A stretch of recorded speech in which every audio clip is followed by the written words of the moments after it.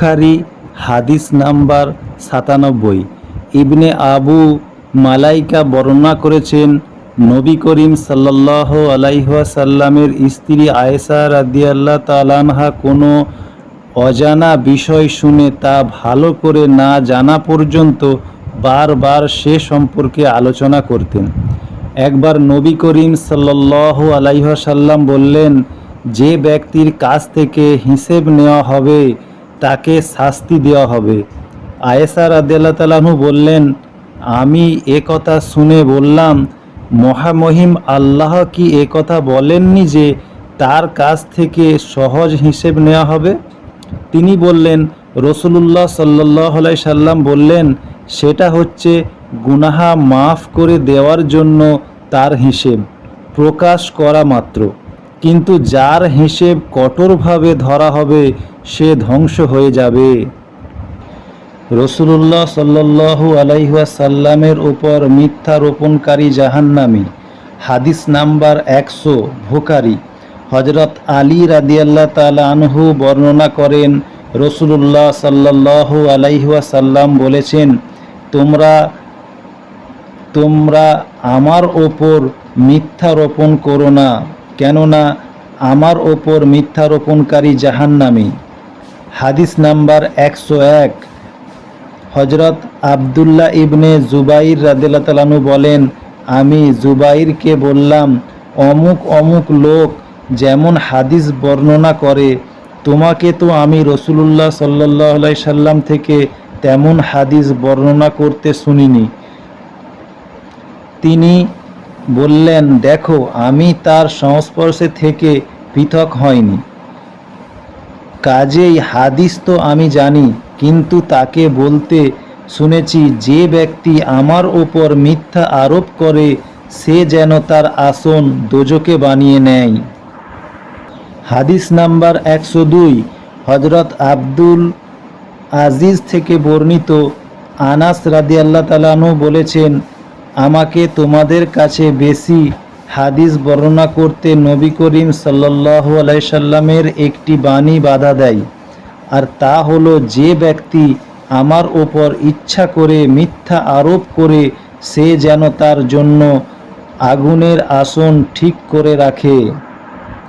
হাদিস নাম্বার ১০৩। বুখারী। সালমা ইবনে আকওয়া রাদিয়াল্লাহু তাআলা আনহু থেকে বর্ণিত, তিনি বলেন, আমি নবী করিম সাল্লাল্লাহু আলাইহি সাল্লামকে বলতে শুনেছি যে এমন কথা আমার সাথে সম্পর্কিত করে যা আমি বলিনি, তার ঠিকানা জাহান্নাম। হাদিস নাম্বার ১০৪।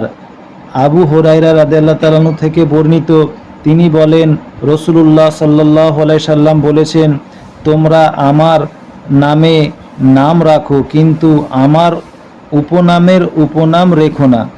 যে স্বপ্নে আমাকে দেখল সে অবশ্যই আমাকে দেখল, কারণ শয়তান আমার আকৃতি ধারণ করতে পারে না। যে স্বেচ্ছায় আমার উপর মিথ্যারোপ করে সে জাহান্নামে প্রবেশ করবে। হাদিস নাম্বার ১০৬। হযরত আবু হুরায়রা রাদিয়াল্লাহু তাআলা আনহু বলেন, নবী করিম সাল্লাল্লাহু আলাইহি সাল্লামের সাহাবীগণের মধ্যে আব্দুল্লাহ ইবনে উমর রাদিয়াল্লাহু আনহু ছাড়া অন্য কেউ তার থেকে আমার চেয়ে বেশি হাদিস বর্ণনাকারী নেই, কেননা তিনি আব্দুল্লাহ লিখে রাখতেন আর আমি লিখতাম না। হাদিস নাম্বার ১০৭। বুখারী।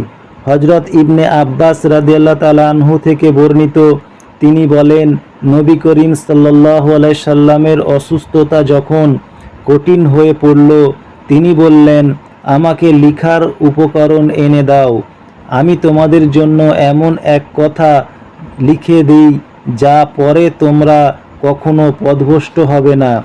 তখন উমর রাদিয়াল্লাহু তাআলা আনহু বললেন, নবী করিম সাল্লাল্লাহু আলাইহি ওয়াসাল্লামের অসুস্থতা আরও বেড়ে গেল, এতে সাহাবীগণের মধ্যে মতপার্থক্য দেখা দিল, তিনি এবং শোরগোল বেড়ে গেল।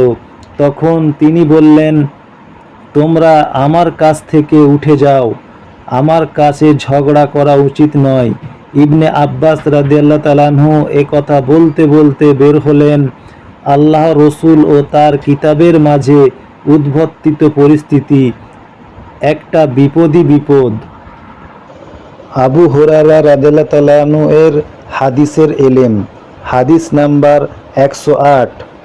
আবু হুরায়রা রাদিয়াল্লাহু তাআলা আনহু বলেন, আমি বললাম, হে আল্লাহর রসুল সাল্লাল্লাহু আলাইহি সাল্লাম, আপনার কাছ থেকে বহু হাদিস শুনি, কিন্তু মনে রাখতে পারি না।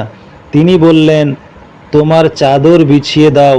তিনি দু হাত অঞ্জলি করে তাতে কিছু ঢেলে দেওয়ার মতো করে বললেন, তোমার বুকের সাথে মিলাও। আমি তার আদেশ মান্য করি। তারপর থেকে আমি আর কোনোদিন হাদিস ভুলিনি। হাদিস নাম্বার 110। হজরত আবদুল্লাহ ইবনে উমর রাদিয়াল্লাহু তাআলা আনহু বলেন, নবী করিম সাল্লাল্লাহু আলাইহি সাল্লাম তার শেষ জীবনে একবার আমাদের এশার নামাজ পড়ালেন। নামাজ শেষে সালাম ফিরিয়ে তিনি দাঁড়িয়ে বললেন, দেখো, বর্তমানে যারা দুনিয়াতে আছে তোমাদের এর রাত থেকে 100 বছরের মাথায় তাদের কেউ বেঁচে থাকবে না। হাদিস নাম্বার 111। হজরত ইবনে আব্বাস রাদিয়াল্লাহু তাআলা আনহু থেকে বর্ণিত, তিনি বললেন, এক রাত্রে আমি আমার খালা নবী করিম সাল্লাল্লাহু আলাইহি সাল্লামের স্ত্রী মাইমুনা বিনতে হারিসের ঘরে শুয়েছিলাম, আর নবী করিম সাল্লাল্লাহু আলাইহি সাল্লাম ওই রাতে মাইমুনার কাছে ছিলেন।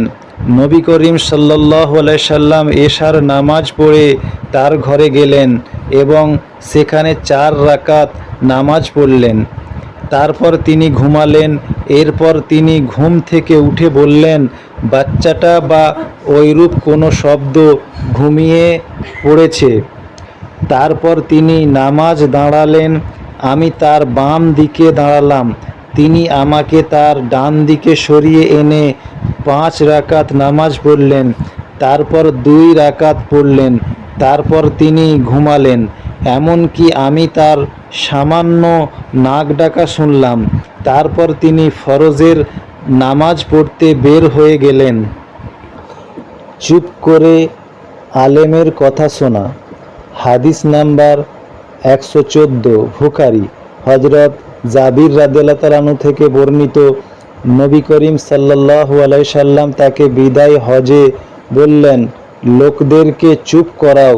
তারপর তিনি বললেন, আমার পরে তোমরা একে অপরের গলা কাটাকাটি করে আবার কাফের হয়ে যেও না।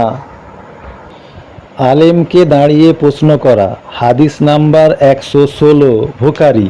হজরত আবু মুসা রাদিয়াল্লাহু তাআলা আনহু থেকে বর্ণিত, তিনি বলেন, এক ব্যক্তি নবী করিম সাল্লাল্লাহু আলাইহি ওয়াসাল্লামের কাছে এসে বলল, হে আল্লাহর রসুল, আল্লাহর পথে লড়াইটা কি? আমাদের কেউ তো রাগের বশবর্তী হয়ে লড়াই করে, আবার কেউ নিজ মর্যাদা ও শ্রেষ্ঠত্বের জিদ ধরে লড়াই করে। রাবী বললেন, রাসূলুল্লাহ সাল্লাল্লাহু আলাইহি সাল্লাম তার দিকে মাথা উত্তোলন করে তাকালেন। তিনি মাথা উত্তোলন করে তার দিকে তাকাতেন না যদি লোকটি দাঁড়িয়ে না থাকত। রাসূলুল্লাহ সাল্লাল্লাহু আলাইহি সাল্লাম বলেন, আল্লাহর বাণীর বিজয়ী করার উদ্দেশ্য যে লড়াই করে তার লড়াই আল্লাহর পথে লড়াই বলে পরিগণিত হবে। রাসূলুল্লাহ সাল্লাল্লাহু আলাইহি সাল্লাম বললেন, আল্লাহর বাণী বিজয়ী করার উদ্দেশ্য যে লড়াই করে তার লড়াই আল্লাহর পথে লড়াই বলে পরিগণিত হয়।